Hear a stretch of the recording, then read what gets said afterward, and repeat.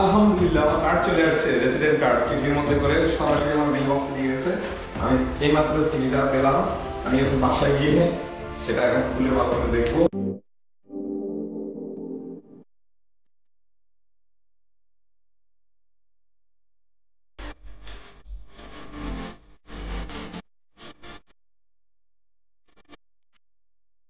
Dear viewers, আসসালামু আলাইকুম।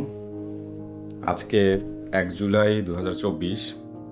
হয়তো আপনারা এর থেকে অনেক পরে কেউ ভিডিওটা দেখছেন, বা কয়েক বছর পরে হয়তো ভিডিওটা দেখছেন, কয়েক মাস পরে দেখতে পারেন। কিন্তু 1 জুলাই 2024 আমার জন্য খুবই স্মরণীয় একটি দিন আজকে।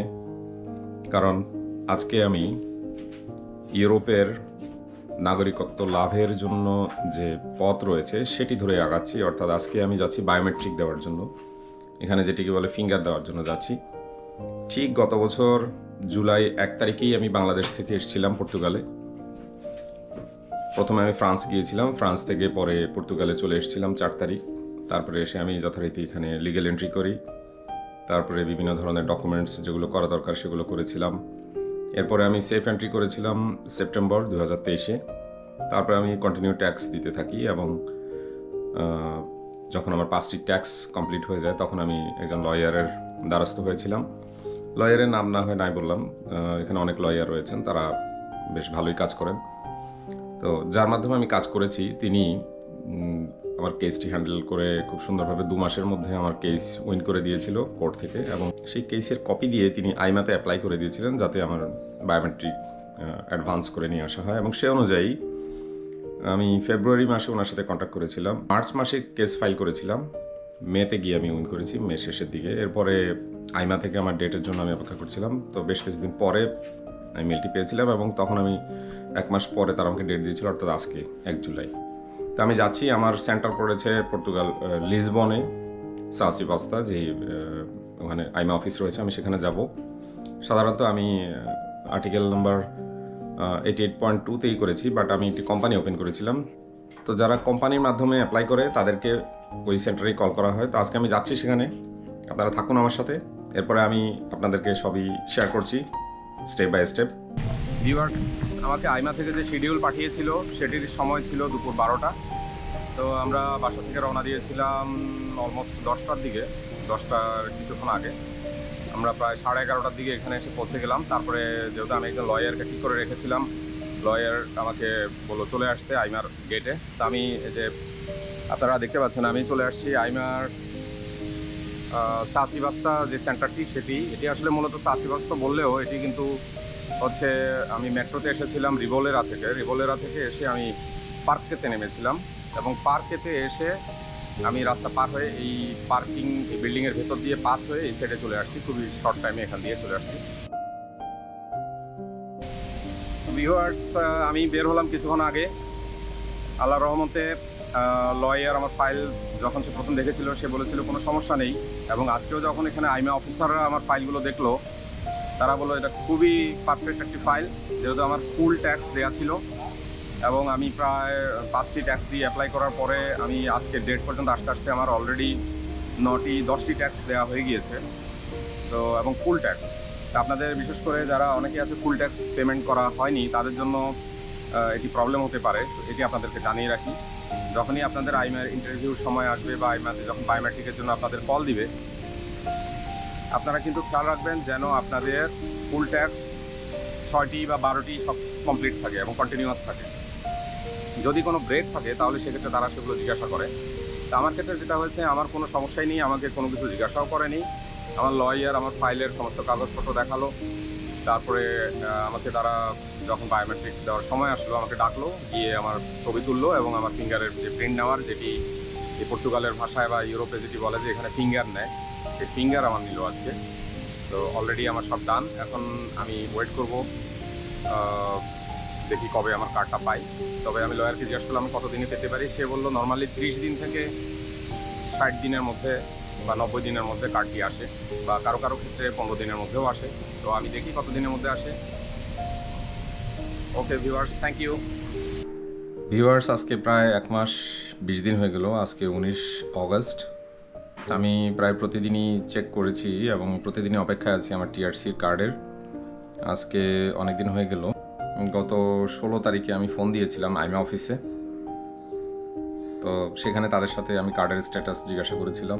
তারা আমাকে বললো এটা প্রিন্টিংয়ে আছে এবং তুমি হয়তো আগামী সপ্তাহে কল দিলে তোমার সিটিটি, অর্থাৎ এখানে যে ডাক বিভাগ রয়েছে এটাকে সিটিটি এখানে বলে, সিটিটিতে তুমি একটা রেফারেন্স নাম্বার ওরা আমাকে দিবে। সেই রেফারেন্স নাম্বারটা হয়তো বা আমি সোমবারে ফোন করলে জানতে পারবো।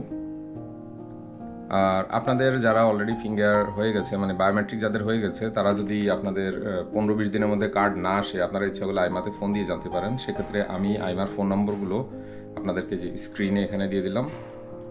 এখানে আপনারা যে দুটো নাম্বার দেখতে পাচ্ছেন, এই দুটো নাম্বারে আপনারা কল করবেন। এই নাম্বারগুলোতে কল দিলে সাধারণত সবসময় একটা অটো অ্যান্সার দিতে থাকে, যেটা বুঝতে পারবেন আপনারা যে একই কথাই বারবার বলবে, aima.gov.pt-তে যোগাযোগ করুন অথবা এই জাতীয় কোনো কিছু। আর আরেকটা টোনে আপনারা যখন শুনতে পারবেন যে সেখানে কিছু অপশন প্রথমে বলবে, কথা বলে তারপরে তারা বলবে যে প্রিমা মানে 1 প্রেস করতে, তখন আপনি সেখানে 1 প্রেস করবেন আপনার মোবাইলে। এরপরে হচ্ছে পারা ইংলিশ প্রেস প্রিমা তখন আপনি আবার 1 প্রেস করবেন।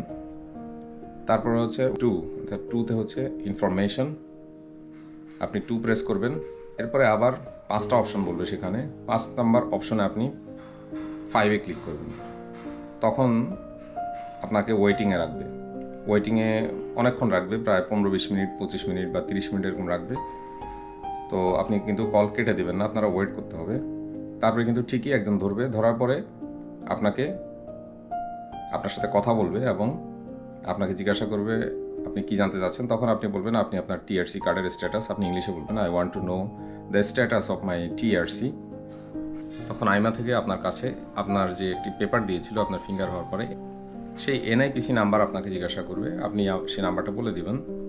সে নাম্বারটা বললে তারা স্ট্যাটাস চেক করে আপনাকে জানাবে। এটা যদি অ্যানালাইসিসে থাকে তাহলে বলবে অ্যানালাইসিসে আছে, এটা যদি প্রিন্টিং হয়ে যায় তাহলে বলে প্রিন্টিংয়ে আছে, আর যদি বলে এটা ডাকে পাঠানো হচ্ছে সিটিটি, এটা রেফারেন্স নাম্বার দিয়ে দিবে, তাহলে আপনি হয়তো সেই রেফারেন্স নাম্বার নিয়ে সিটিটিতে চেক করতে পারেন। এভাবে আপনি আপনার স্ট্যাটাস জানতে পারবেন।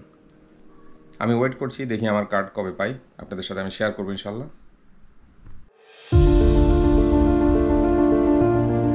ভিউয়ার্স, আজকে হচ্ছে 19 অগস্ট সোমবার। আমাকে বলেছিল এই সপ্তাহে চেক করতে ফোন করে। তো আমি সকালে একটু দেখি, নিচে যেহেতু নেমেছি, একটু মেল বক্সটা চেক করে দেখি কোনো কিছু আছে কি না, না হলে পরে আজকে আবার ফোন দিয়ে চেক করবো।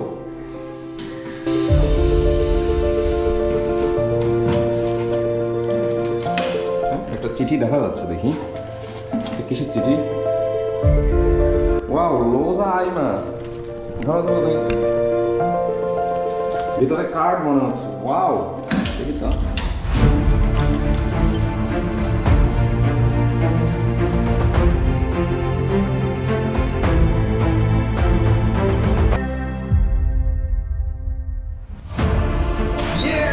আলহামদুলিল্লাহ, আমার কার্ড চলে আসছে, রেসিডেন্ট কার্ড চিঠির মধ্যে করে সরাসরি আমার মেল বক্সে দিয়ে গেছে।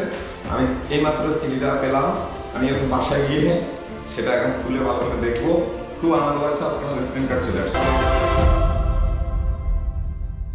ভিউয়ার্স, আজকে আমার জীবনের একটি অত্যন্ত আনন্দের দিন। আজকে আমি আমার রেসিডেন্ট কার্ড পেয়ে গেছি হাতে। এই রেসিডেন্ট কার্ডটির জন্য আমাকে এখানে বাংলাদেশ থেকে আসা শুরু করে 13 মাস অপেক্ষা করতে হয়েছে। আপনাদেরকে আমি একটু সংক্ষেপে আমার ফুল জার্নিটা বলি। এই রেসিডেন্ট কার্ডের এখন বর্তমান মূল্য হচ্ছে 2.5 কোটি টাকা, বাংলাদেশি টাকায়। অর্থাৎ 2.5 কোটি টাকা ইনভেস্ট করলে ধরুন একটি রেসিডেন্ট কার্ড কেউ পেতে পারবে। তো যেটা হচ্ছে, আমি এই রেসিডেন্ট কার্ড নেওয়ার উদ্দেশ্যে আমি বাংলাদেশ থেকে আমার পরিবার সহ আমি চলে আসি জুলাই মাসে, গত বছর অর্থাৎ 2023-এর 1 জুলাই আমি কোরবানি ঈদের পরের দিনই এদেশে চলে এসেছিলাম। প্রথমে ফ্রান্স এসেছিলাম, পরে আমি এখানে আসি। এখানে আসার পরে তখন যে সিস্টেমটি চালু ছিল, আমি এখানে লিগ্যাল এন্ট্রি করি আমার ফ্যামিলি সবাইকে নিয়ে। লিগ্যাল এন্ট্রি করে অর্থাৎ এখানে কিছু ডকুমেন্ট করতে হয়। 2024 সালের 3 জুন এই অপশনটি বন্ধ করে দেওয়া হয়েছে। তার আগে যারা এসেছিল তারা বৈধভাবে বা অবৈধভাবে যেভাবেই হোক এখানে এসে থাকলে বা ডকুমেন্ট থাকলে এখানে লিগ্যাল এন্ট্রি করার অপশন ছিল। তো আমরা সেই লিগ্যাল এন্ট্রি করেছিলাম, তারপরে কিছু ডকুমেন্ট করেছিলাম, এখানে সোশ্যাল ফিন্যান্স এগুলো ডকুমেন্ট করেছিলাম। দেন স্টেপ বাই স্টেপ আমরা এখানে প্রসিড করি এবং এরপরে আমি এক্সপ্রেশন অফ ইন্টারেস্ট গত সেপ্টেম্বরে করেছিলাম, 2023-এর সেপ্টেম্বরে। অর্থাৎ আমি এদেশের নাগরিকত্ব লাভের জন্য গভর্নমেন্টকে আমার ইন্টারেস্ট জানিয়েছিলাম, যেটাকে এখানে ফাইল লক বলে থাকে। এবং নিয়ম অনুযায়ী যারা লিগ্যাল এন্ট্রি করে থাকে তারা 6টি ট্যাক্স দেওয়ার পরই কার্ডের জন্য অ্যাপ্লাই করতে পারবে।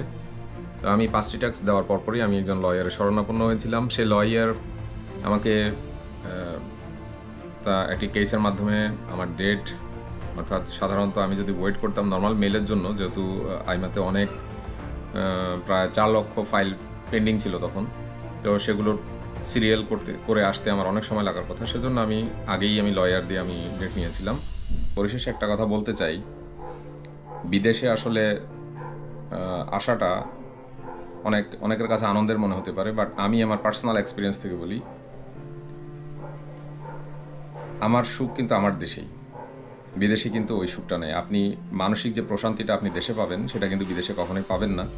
হয়তো বিদেশে অনেক সুন্দর প্রাচুর্য, অনেক টাকা পয়সা থাকে বা অনেক কিছুই থাকে, কিন্তু একটা মেন্টাল স্যাটিসফ্যাকশন বলে একটা কথা থাকে, যেটা কখনোই বিদেশে বসে পাওয়া যায় না।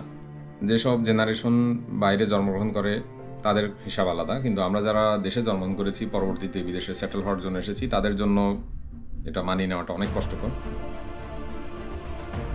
তো পরিশেষে সবার কাছে দোয়া চেয়ে আজকের জন্য ভিডিওটি এখানে শেষ করছি। আল্লাহ হাফেজ।